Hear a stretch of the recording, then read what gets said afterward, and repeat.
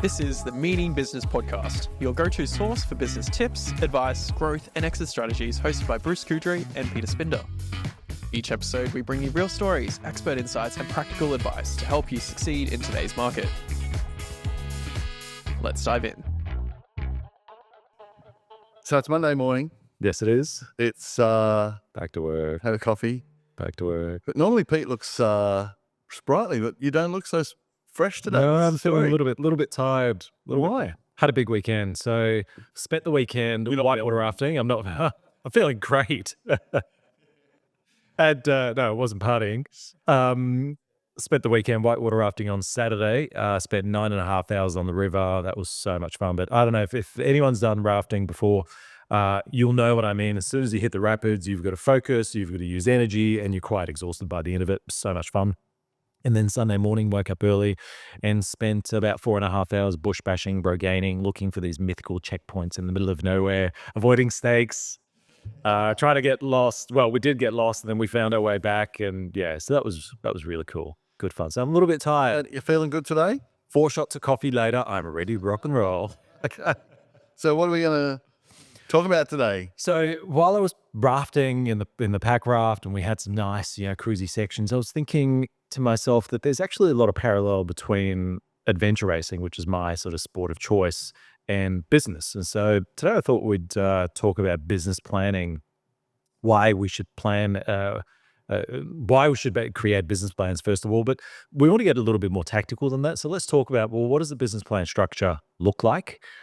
Is it static? Does it look the same for everyone, or could it be different?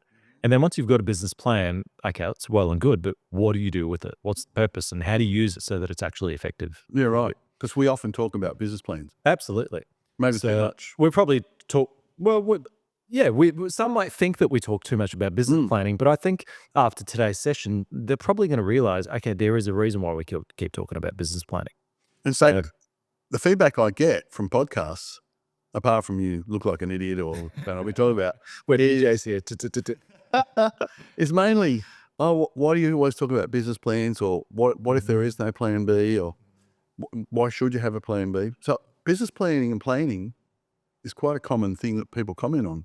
It is. And often people say, well, I've been running my business for the past 20 years. I've never had a business plan. I've done really well.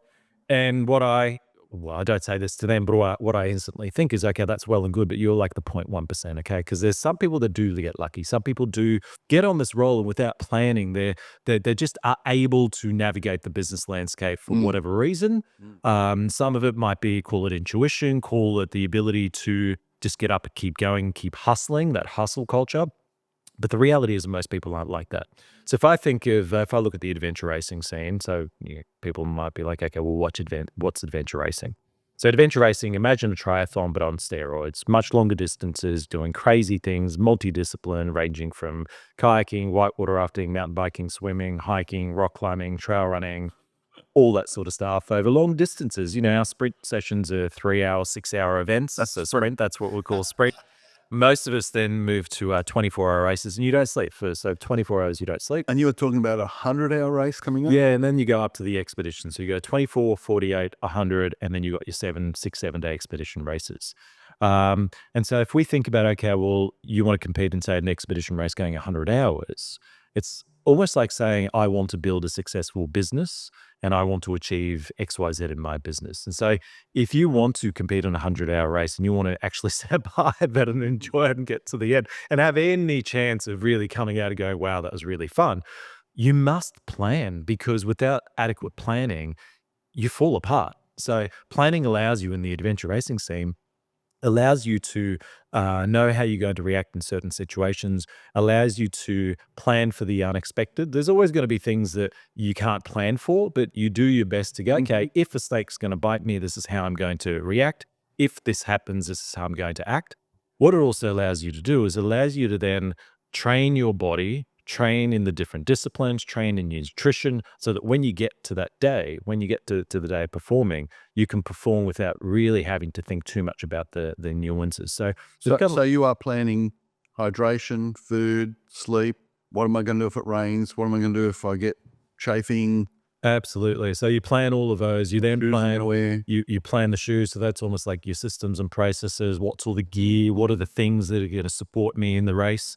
And then the most important thing that I think is, who am I actually going to race with? So who's on my team? Who are the team members? It's like in a business. Who are the people that I'm going to bring onto my team? Who are going to go one into business with, and who are the employees that I'm going to bring into And your my team team? members, does everyone have a role or a responsibility, or is it? Usually we divvy it up and we each have different things that we bring to the table. And then the other thing is we each have different strengths within the different disciplines. And you need that because, and I've been in many competitions now, and over the years, you go to a point where often in that sort of 17-hour mark where you've been racing for 17 hours, it's 3 a.m. in the morning, really cold. You've been wet for the past 10 hours. You're hungry. You're tired, vomiting, whatever it might be, diarrhea, which is back to be. But that's when your teammates, you're relying on your team where if you feel like, okay, you're scattered in the head, I can say to the team, listen, I'm not feeling it. Can you guys just help me? Bring me up. Bring me the energy so that I can keep going.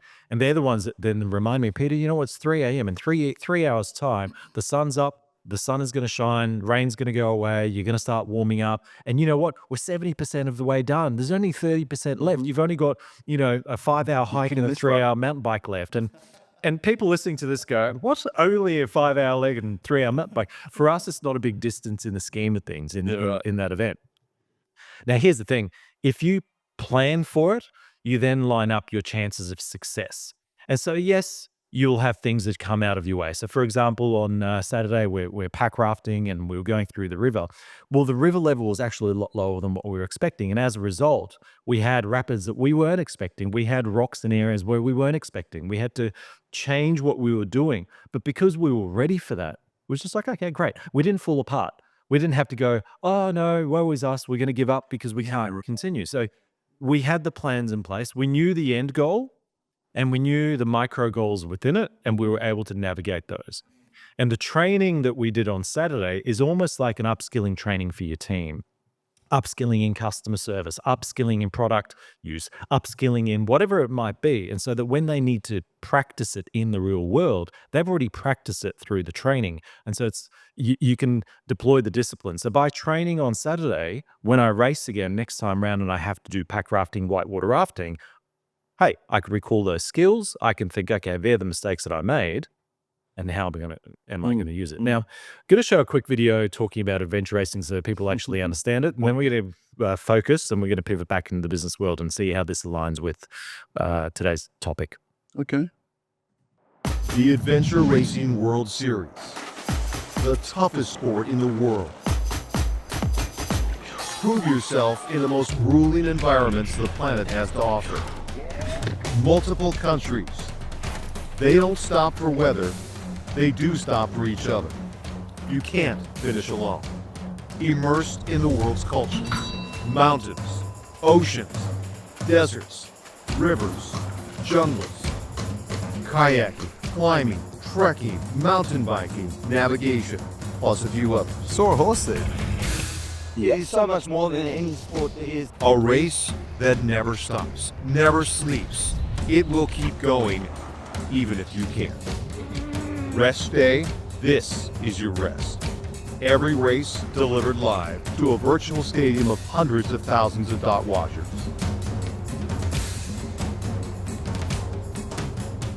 Why the Adventure Racing World Series? Isn't it obvious? This is your idea of fun. It is. But there's someone you have died today.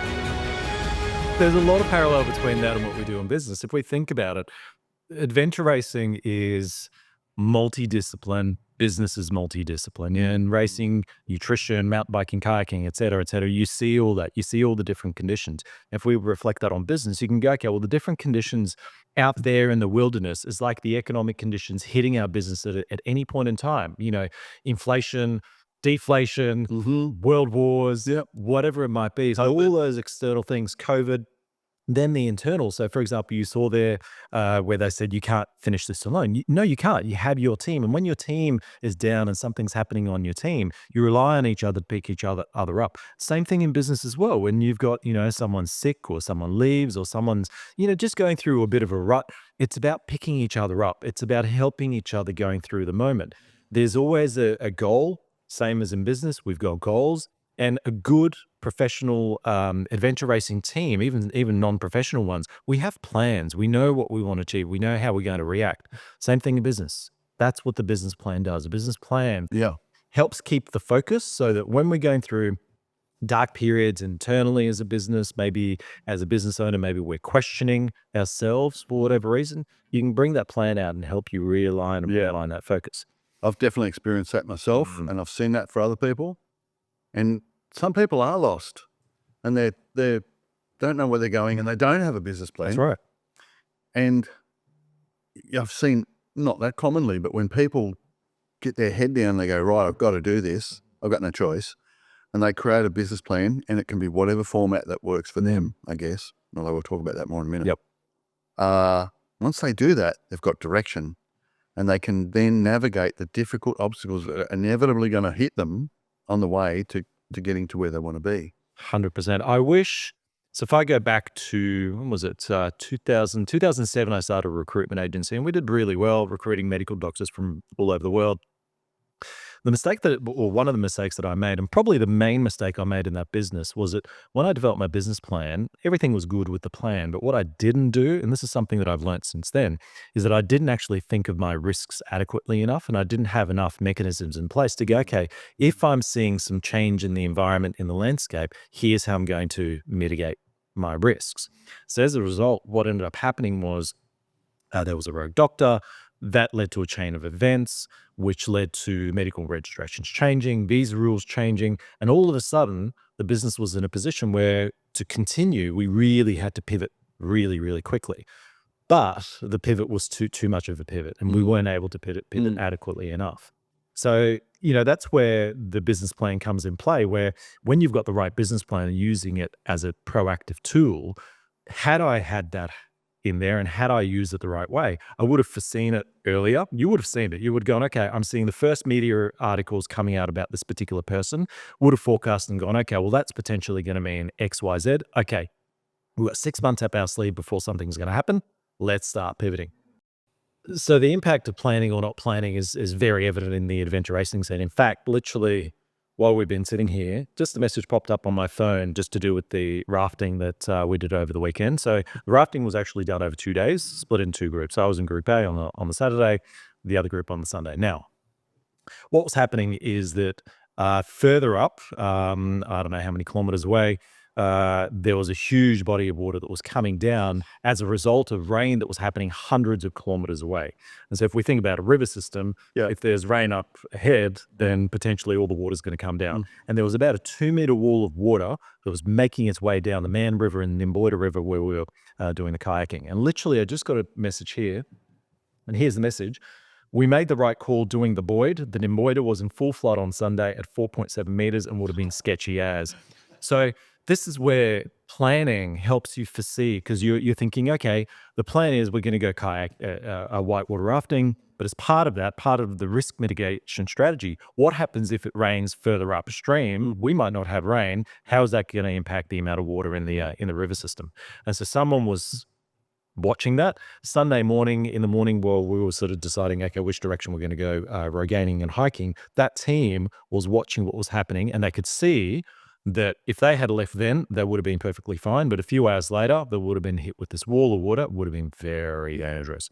And so, in the bush, you can have a beautiful sunny day in the morning, and then by nighttime, you've got thunderstorms and things like that. So planning allows you to navigate these sort of situations. Yeah. So I've got a choice here about where I go here, but I'm going to go with this. Yeah, I know where you're going to go. Well, maybe that. So a lot of people say, what's the point in planning? Yes, things are going to go wrong. Anyway, Throw it out the window. it's never going to work out like I planned. So what's the point? I'm wasting my time. And I used, my business partner used to have that argument with me quite often.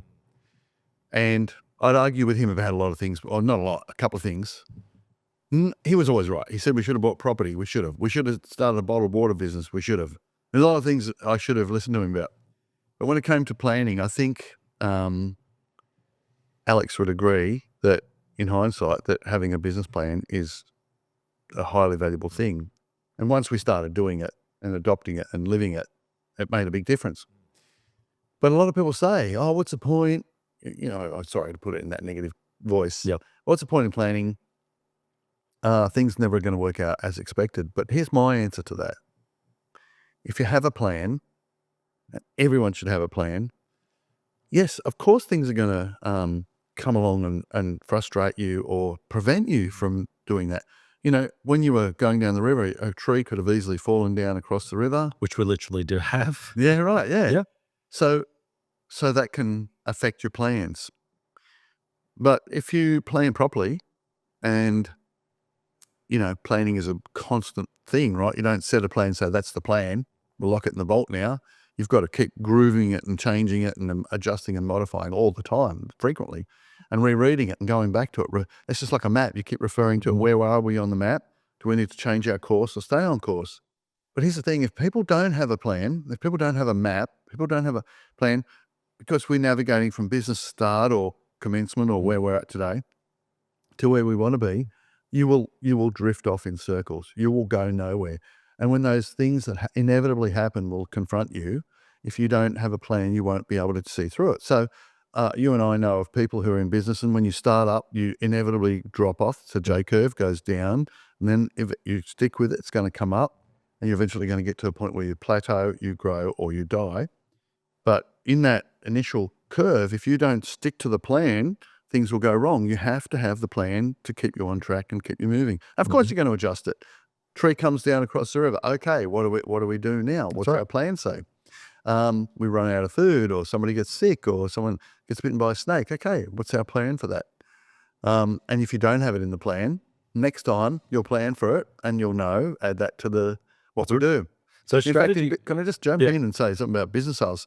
So we have a thing called the sales process timeline, which is a plan to take a sale from the point of contract, actually, but it deals with the issues before contract, to settlement, and how we're going to navigate that process from going from, we've got an agreement, we've negotiated, all that's behind us, due diligence may or may not be done. So now we're going to go from an agreement in principle to settlement. And these are all the things we've got to do. We create that list, and that list has actually been created by 26 years of things going wrong. So, you know, many years ago, the PPSR became an issue, so we add that to the list. Or right of entry became an issue, so we add that to the list. So now, and we'll keep adding to that list. But that plan, that roadmap, is a fantastic tool for us to be able to take, in the shortest possible time, the parties from agreement to settlement, and negotiate, foreseeing and negotiating, eliminating issues before they arise. So it's not just business planning, it's planning generally that we need to have. And if we have a plan, we can adjust for circumstances and come along. So when people say, what's the point of planning? Well, there's definitely a reason to plan. I just want to, I've got the floor. Yep. Say one more thing. There's 3 types of plans, right? There's a business plan, a marketing plan, and an exit strategy. And we're talking about business planning today, but really the other two go hand in hand with the business plan. If you don't have a marketing plan to slot into the business plan, then you're missing that component. And most importantly, if you don't have an exit strategy or a succession plan or a plan, an end goal, well, what's the point in doing it? Where are we going? You know, is it just for running the business? That's not really, to me, a full business plan includes an exit strategy or succession plan. So many business owners have, I've got a business plan. Sometimes it's just a 1 page. Sometimes it's 20 chapters like me. It doesn't really matter, or it does matter, I think, but people have got a business plan, but quite often, and people have a marketing plan too, which might be, I'm going to spend money on AdWords. But the more comprehensive the business plan, the more comprehensive the marketing plan, the better it is. But if you don't have that exit strategy or succession plan at the end, you're really missing out. You're missing out. I think that there's a lot to that. Yes, we need a plan, but I think just as probably even more important is then actioning that plan, using that plan, and we'll talk about that shortly in terms of what that means. Yes. But there's actually another reason why we need business plans, and 100% agree with everything that you've said, and I'd probably just expand it by saying that part of the purpose of the business plan is also a mental thing. So when you're starting a business, or you've just bought a business, by sitting down and actually developing a business plan, you're actually thinking through the mechanisms of business that allows you to, because mentally you can think through things, but there's only so much capacity up in your head. As soon as you start putting pen to paper, you start realizing, okay, what about this? What about this? What about that? that's one thing. But the other thing is that we all go through periods of self-doubt. We all go through periods where we're happy, we're sad, whatever it might be. We're questioning things. Things might not be working as well as they should. When you bring out that business plan, you use the right way, it allows you to refocus and realign. It's like the compass. Okay, I feel like I'm lost in the forest at the moment. I bring out my compass, and we did this yesterday. We felt like, okay, well, where are we? Are we lost? We bring up the compass, have a look, and we're like, we're actually heading in the right direction. All of a sudden, we get that boost to go, yep, okay, we're no longer feeling lost. We have that direction. But quite often, when you're feeling lost, you don't know if you're going in the right direction, right. and you often are. And you go, oh, we are going in the right direction. Yeah. But you just need to go to that compass and That's right. confirm. Look, when so we were out road gaining, which is where you're hunting around for checkpoints in the middle of nowhere. Sometimes in order to go from point A to point B and get checkpoint B, what you got to do is go out to point C, you go out point D, and then you come back to B. That's the sort of zigzag. Yeah. But if you don't have the plan, you might feel like you're lost because you're going up to point C. But if you've got a plan, you realize that strategically, I'm playing chess. Ultimately, chess is about all these different combinations and moves, thinking ahead. You know what you want to achieve, but the moves might just be a zigzag, and that's perfectly fine. No problem. No problems as long as you're using the plan to keep you on track. So can I just jump in something you said there before? There's a few things that sprung to mind. So without a plan, look at this. Yeah. So I've done that. people do walk in circles when they're lost. A new study shows when lost, people naturally walk in circles. And I think before. Yeah. So what they find is, when people are left in the desert and they say stay with the car, but if you don't, they tend to walk around in circles. They're often found within 6 kilometres of the vehicle, dead, and they walk in circles. Michael Mosley. Yeah. Poor Michael Mosley. He's prime example. Yeah. Bullseye. Got disoriented. Yeah. But so when you're lost in business and you're not sure what to do, if you don't have that business plan to refer to, then you will literally go in circles. You'll make the same mistakes. You'll keep heading in circles, metaphorically, in your business, rather than going, this is where we should be heading. Let's go that way. This is the right path. Yep, absolutely. So getting a bit more tactical, I just want to read something out to you and to the listeners and audience. What does my business plan for business advisory contain? So some of the sections and the documents, I don't know, maybe 20 or 30 pages long. It doesn't matter how long it is, how I'm using it. But I've got sections such as vision, mission, values, the business model. So how do we make money? What does the business model look like? We'd used a tool called the business model canvas to assist us in putting that together. We've got value proposition, target markets, margins, and then I've actually built in the marketing and sales strategy as part of the business plan. So we've got things like a SWOT analysis, pestle analysis, key success factors, resources and capabilities. What does the competition look like? Growth opportunities, product positioning, strategy key points. And then we've got some high-level goals. Then we do full risk analysis. So I've got risks as analysis, the challenges, and not just listing the challenges, but how are we going to address the challenges should those come up? Then we've got financial analysis. And the last thing is, okay, we talked about all of this stuff. Let's take action. Let's develop the action plan. So these is, from a tactical point of view, this is what my business plan looks like. Now, not every business needs to have all these components, and some will have even more. What are your thoughts? I mean, you and I have worked together for a while now. Yeah. So in '87, talked about this before. I really was going there. I thought I was doing everything great, perfect. I was going around in circles. A guy named Graham Marks came along and said, mate, you need to have a business plan. I argued with him. He was right. I was wrong. I did it later because I had to. 87, interest rates are going up to 20%. Had to do it. Had a lot of debt and got me through. But so I love a business plan. But a business plan starts with imagination. It's just like when you have kids, you imagine, or most people do, I suppose, how they're going to grow up and what they're going to do.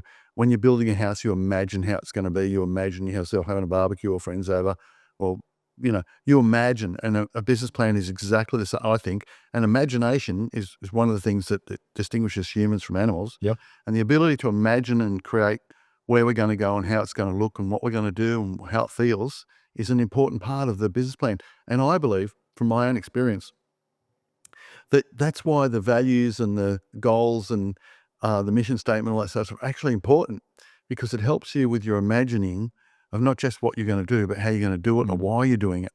And the why is actually a big part of. So what what can often happen if you're imagining what we're going to do and why we're going to do it, you start out and then you start fleshing it out and going through the process of the details. But you suddenly think to yourself, why? Why am I doing this? Okay, is this valid?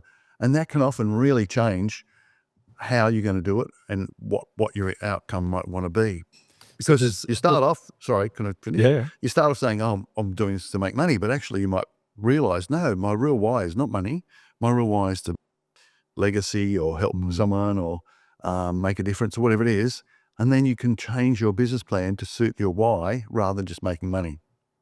So you've hit it on the head. And what I was just going to say there is that, in fact, the business plan, to an extent, is almost like what you want to achieve out of life. I mean, if you, like you said, legacy, for example, well, then that will dictate the direction that you want to go in. So in order to develop an effective business plan, you actually need to know yourself, your personal why, what you want to achieve out of life, what do you want to do with your kids, whatever it might be, and then use that as part of the input of, okay, yeah, these are the things that matter to me, so this is how I'm going to structure my business moving forward. It's not rocket science, is it? You know, it's as simple as if you write it down, it'll happen. You know, I want to own my house by 2030. I want to have an investment property. I want to go on holidays. You just start writing things down as goals, and pretty soon you think, okay, that's what I want to achieve. Now, what's my plan? How am I going to get there? And that's what a business plan does. So I've seen you use the business plan for the past, 11 or so years we've been working together. So I love the way you use it. Tell us about that.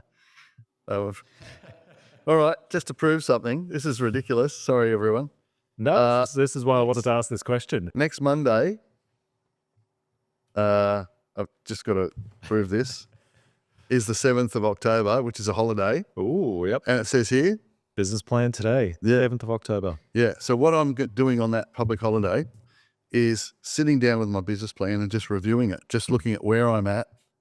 And in my mind, I've got heaps of notes because I want to change some of the ways I'm planning to do things.